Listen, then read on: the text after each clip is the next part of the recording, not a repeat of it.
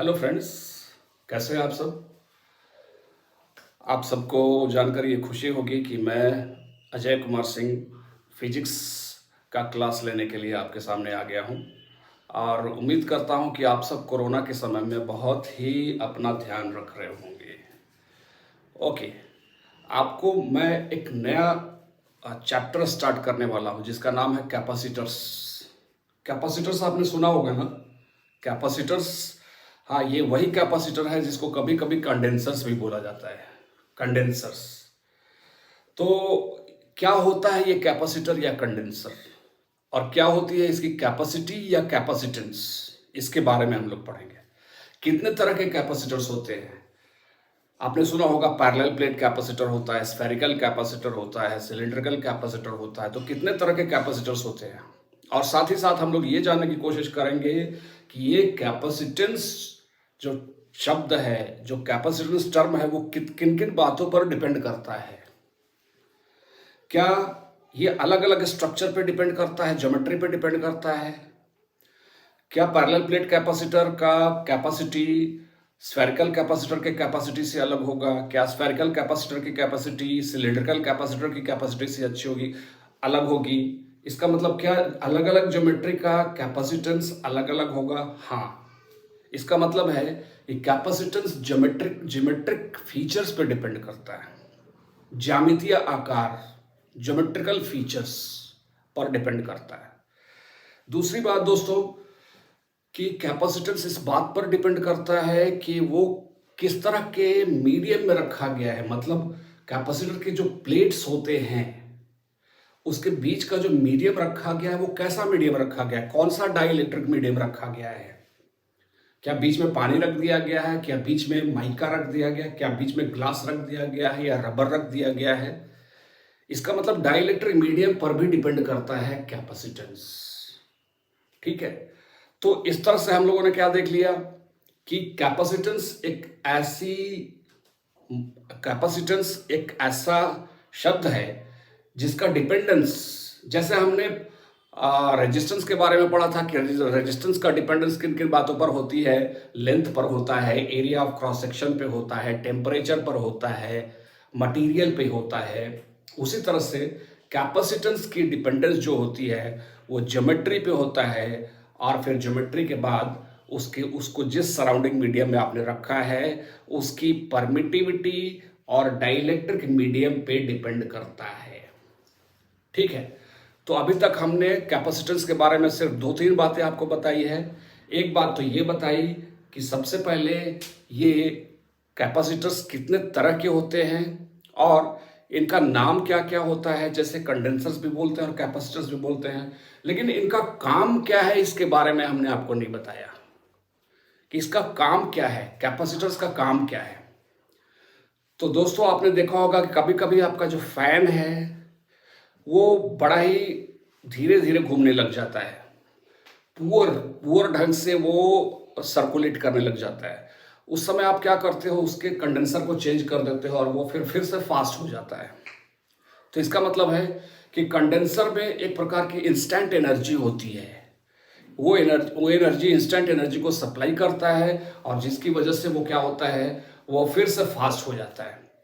फिर आपने देखा होगा कि मोबाइल फोन्स में जो स्नैपशॉट्स लिए जाते हैं, जो कैमराज इस्तेमाल करते हैं, उसमें जो फ्लैशलाइट होती है, फ्लैशलाइट, उसमें कैपेसिटर्स का ही इस्तेमाल किया जाता है दोस्तों। ठीक है, तो ये हुई एक ऐसी बातें जो कि सिर्फ एक जानकारी के लिहाज से, आपके जनरल नॉलेज के लिहाज से काफ़ी है। अब हम लोग आए कि इसको हम लोग फिजिक्स में कैसे डिफाइन करेंगे, कैपेसिटेंस को कैसे डिफाइन करेंगे। तो दोस्तों, एक बार फिर से मैं आपको रिकॉल कराना चाहता हूं कि आप एक बार हीट ने आप में जो पढ़ा होगा, हीट एंड थर्मोडायनेमिक्स में आपने पढ़ा होगा कि what is heat capacity. Heat capacity is defined as the quantity of heat needed to rise the temperature by 1 Kelvin, right? So heat capacity is defined as quantity of heat divided by temperature, right? Right students? Okay. दोस्तों, ये सही है। इसका मतलब है कि physics में capacity का जो डिफिनीशन है वो मिलता जुलता होगा, और इस तरह से इलेक्ट्रिसिटी टॉपिक में जो कैपेसिटेंस है वो भी इससे मिलता जुलता है। तो इसमें अब सवाल ये उठता है कि सबसे पहले कैपेसिटर बोलेंगे किसको और कैपेसिटेंस का डिफिनीशन क्या होगा। तो कैपेसिटर से सब कैपेसिटर पढ़ने से पहले हम लोग ये जानकारी लेते हैं कि एक कंडक्टर क्या है, उसके बाद हम लोग कंडेंसर के बारे में पढ़ेंगे। पहले कंडक्टर जान लेंगे तभी तो कंडेंसर के बारे में जानेंगे, पहले कंडक्टर पढ़ेंगे तभी तो कैपेसिटर के बारे में जानेंगे। ठीक है, तो कंडक्टर क्या है और उसकी कैपेसिटी क्या होती है। तो capacity of a conductor, right. So capacity of a conductor, capacity of conductor. दोस्तों कंडक्टर हम लोग अपने किसी भी शेप का ले सकते हैं। हम लोग चाहें तो स्फेरिकल कंडक्टर ले सकते हैं। सपोज हमने स्फेरिकल कंडक्टर लिया, स्फेरिकल कंडक्टर पर हम लोग चार्ज रख सकते हैं। सो हमने चार्ज रख दिया, सपोज करो हमने इस तरह से चार्ज रख दिया, चार्ज की क्वांटिटी Q है। अब इस कंडक्टर का पोटेंशियल 1 वोल्ट से बढ़ाने के लिए जितनी चार्ज की जरूरत पड़ेगी उसे हम लोग कैपेसिटेंस बोलेंगे। Capacitance is equal to charge per unit rise in potential difference. So capacity is equal to Q divided by V। समझ में आया? कैपेसिटी किसको बोलते हैं? जैसे हीट कैपेसिटी किसको बोलते थे कि quantity of heat needed to raise the temperature by 1 kelvin. यहां पर कैपेसिटेंस किसको बोलेंगे? Quantity of charge needed to raise the voltage by 1 volt. So capacity is equal to Q divided by V। But this is the capacity of not condenser, not capacitor, but this is the capacity of a conductor. Conductor has, you can take spherical conductor, right? Okay. So ये capacitance का basic definition है students. अब हम लोग ये समझने की कोशिश करें कि एक कंडेंसर क्या है, एक कैपेसिटर क्या है। तो आपको ये समझना पड़ेगा। उससे पहले मैं थोड़ा ये इरेज करता हूं, उसके बाद मैं आपको बताता हूं कि कैपेसिटर्स किसको बोलेंगे।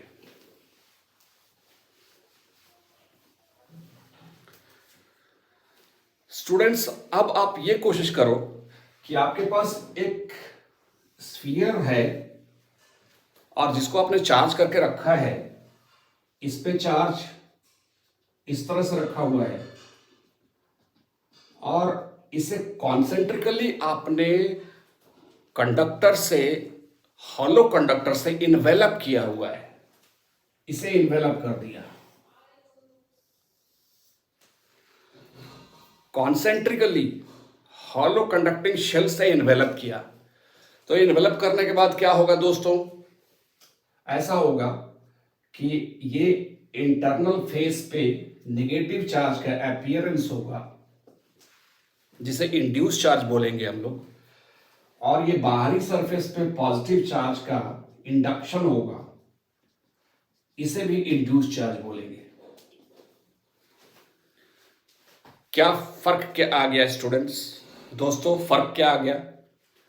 तो आप फर्क कहोगे कि सर जो मेरा अंदर का जो कैविटी रखा हुआ है, अंदर का जो गोला रखा हुआ है, उसकी जो पोटेंशियल है वो कुछ क्वांटिटी से घट भी गई और कुछ क्वांटिटी से बढ़ भी गई, ऐसा आप बोल सकते हो। तो ये जो पोटेंशियल है, जो इसका पोटेंशियल आप बोलोगे, ये अंदर का गोला, सपोज इसे ए बोलते हैं और इसे सरफेस बी बोलते हैं, इसे सरफेस सी बोलते हैं। तो अंदर का जो गोला है उसका potential V is equal to potential of A plus potential of B plus potential of C, ऐसा बोलेंगे। तो इसका मतलब है कि अंदर के गोले का पोटेंशियल जो है पहले के मुकाबले अब कम हो गया है। तो पोटेंशियल अगर कम होता है तो कैपेसिटी बढ़ जाती है दोस्तों।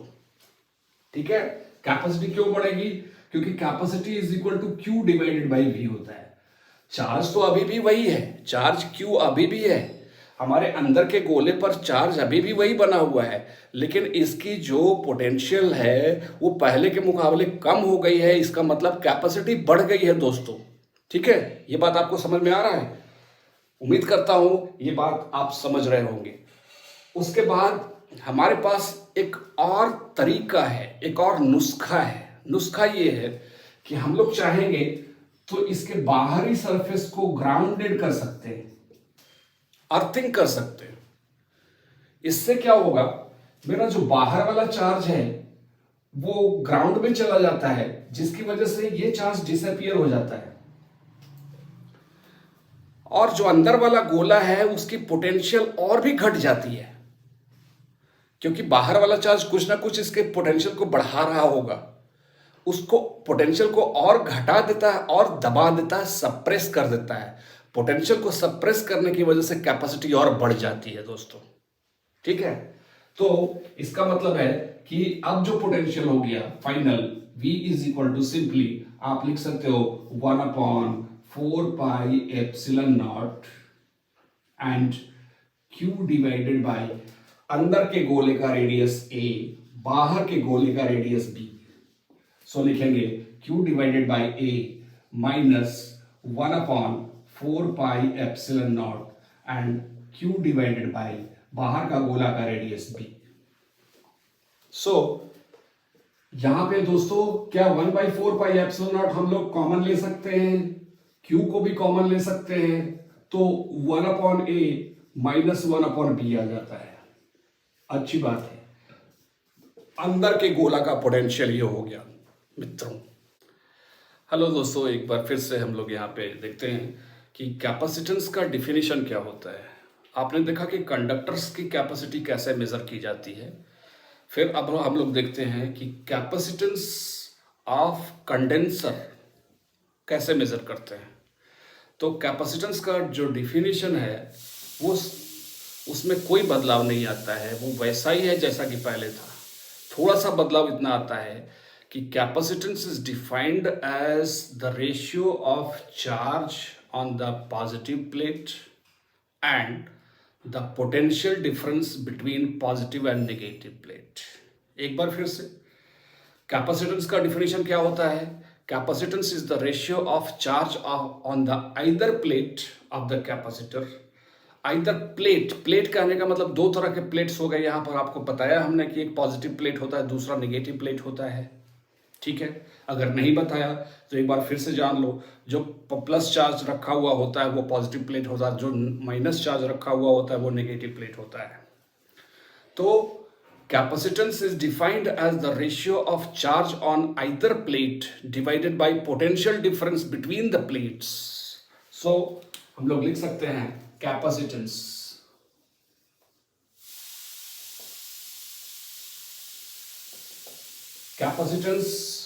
Of spherical capacitor. हमारे पास स्फेरिकल कैपेसिटर है ऐसा, इसे हमने इनर स्फीयर को चार्ज पॉजिटिव चार्ज किया है और आउटर स्फीयर को नेगेटिवली चार्ज किया है। ये इंड्यूस्ड चार्ज है और बाहर में अर्थिंग कर दिया था, ये ग्राउंडेड कर दिया गया था ऐसे। This is plate A, this is plate B, this is charge Q, this is charge minus Q. Yes. So what is the capacitance? Capacitance is defined as C is equal to charge on one of the plate means Q divided by potential of A minus potential of B. Yes, ये definition होता है capacitance का। Charge, ratio of the charge on one of the plate और potential difference between the positive and negative plate. ठीक है, तो सबसे पहले यहां पे हम लोग ये जानकारी लेना चाहेंगे कि अगर इसका रेडियस A है और इसका रेडियस अगर B है तो what is the potential difference, what is VA minus VB। Yes, ये कितना होगा? तो दोस्तों सबसे पहले आपको मैं ये बता दूं कि जो प्लेट ग्राउंडेड है, अर्थिंग है, इसका मतलब है उस प्लेट की पोटेंशियल तो ऑटोमेटिक जीरो हो गई ना। ठीक है, सो ग्राउंडेड है, इसका मतलब plate potential of B is equal to 0। Plate potential of B is 0। क्यों? क्योंकि वो ग्राउंडेड है। But plate potential of A कितना होगा? Plate potential of A is equal to 1/4πε0 q divided by A and minus 1/4πε0 and q divided by B. Yes, यहां से हम लोग क्या करना चाहेंगे? q divided by 4πε0 and 1/a minus 1/b। Yes, this is potential of A, but potential of B is already 0. So what is the difference of potential between A and B? Difference of potential between A and B is that of potential of A. So हम लोग यहाँ लिख सकते हैं that capacitance C is equal to Q divided by potential of A minus 0, which is equal to Q divided by potential of A, which is equal to Q divided by, and this is Q divided by 4πε0 and 1/a minus 1/b. Yes, Q cancelled. So दोस्तों, आपने क्या यहाँ पे समझा? Capacitance कैसे निकाली जा सकती है स्फेरिकल कैपेसिटर की? ये लिखी जा सकती है 4πε0 and BA divided by B minus A. Yes, this is the capacity of spherical capacitor. तो दोस्तों, आपने समझा? मैं अभी सिर्फ डिफिनीशन पार्ट पे हूँ। डिफिनीशन पार्ट सबसे पहले आपको बताया गया कि कंडक्टर की कैपेसिटी क्या होती है, फिर कैपेसिटर की कैपेसिटी क्या होती है, और कैपेसिटर की कैपेसिटी में इतना बताया गया है कि किसी कैपेसिटर की कैपेसिटी एक रेशियो है जो कि उसके किसी एक प्लेट के चार्ज और पोटेंशियल डिफरेंस से परिभाषित किया जाता है, डिफाइंड होता है। ओके, तो इसके बाद मैं आगे बढ़ता हूँ। दोस्तों, ध्यान देना। तो मित्रों, अभी तक हमने आपको बताया कि कैपेसिटेंस का डिफिनीशन क्या होता है, कैपेसिटर क्या होता है, किस तरह से काम करता है। तो इस वीडियो में इतना ही। अगले वीडियो में मैं आपको और डिटेल्स में बताऊंगा। तब तक के लिए अपना खूब ख्याल रखिएगा।